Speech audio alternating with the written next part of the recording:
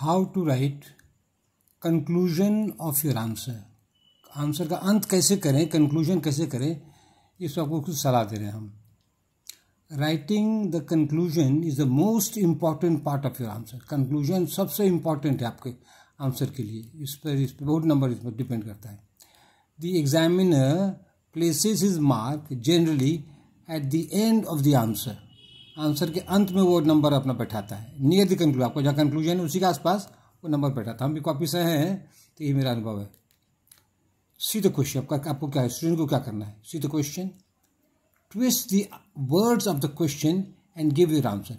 तो जो क्वेश्चन पूछा है उसी के शब्द को ट्विस्ट कीजिए और उससे कंक्लूजन बनाइए। फॉर एग्जाम्पल, आपको एग्जाम्पल दे रहे हैं। क्वेश्चन ये है, देखिए क्या क्वेश्चन, थोड़ा कॉम्प्लिकेटेड है। In the poem the way Spain was, Neruda becomes the chronicler who prescribes the things lost in war through the act of retelling। हौश पौश कर दिया, देखिए। तो आप जितना समझिए, लेकिन मेन क्या है, क्या कहते हैं, तो क्वेश्चन में क्या पूछ रहा है, पोएम का सब्सटेंस पूछ रहा है।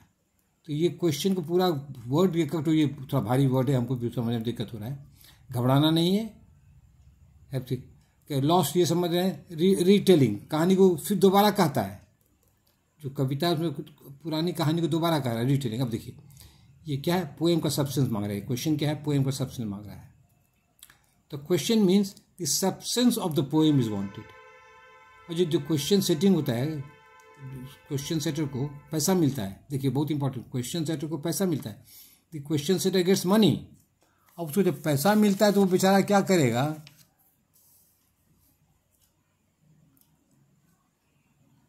यदि सेटर क्वेश्चन देगा, I give the substance of the poem, बोलेंगे तो सेटर घटिया है।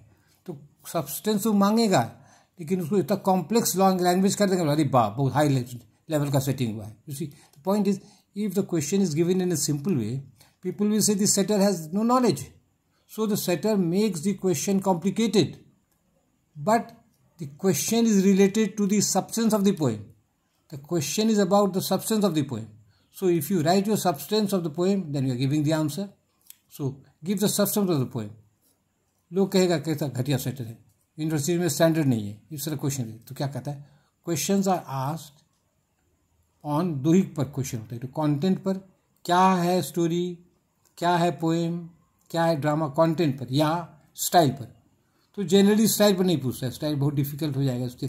जनरली इसी पर कंटेंट पर क्वेश्चन, जनरली कंटेंट पर ही पूछता है। Generally questions are set on the content. So prepare your content in your answer, prepare the content. Content means the central idea of the poem, novel, drama. Prepare questions. Give quotations, simple short quotations. Give comparison. Have good handwriting. Leave margin. Have para formation. And then at the end, twist at the end. So conclusion will be, for example, to conclude, the question I have given you earlier, in the poem, what Spain was like, Pablo Neruda retells the story of Spain. So break the questions into parts. So he reads the story of Spain. ठीक है? In spite of war and destruction, the poet gives the picture of hope. In spite of war and destruction, the poet gives the picture of hope. So whatever the answer you have prepared, give that. And at the end, just twist. And if you can't twist, then write whatever you have prepared. Don't leave questions. You see? And if you have no mistakes, if the handwriting is good, you will surely pass. That's all. Thank you.